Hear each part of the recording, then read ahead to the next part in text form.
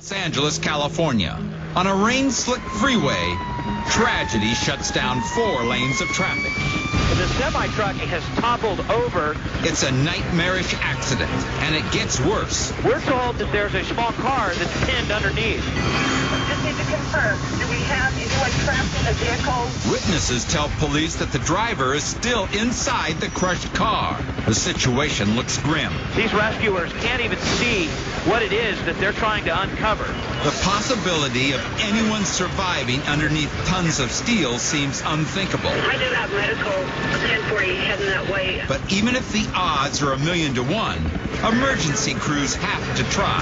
Fire and rescue teams working at a breakneck pace. Forming a human conveyor belt, rescuers try to remove as much weight as possible.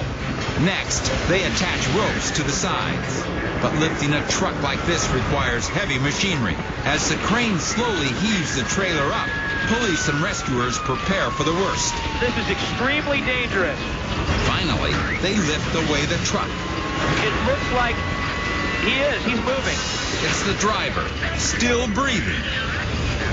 Rescuers quickly use the jaws of life to pry open the mangled door.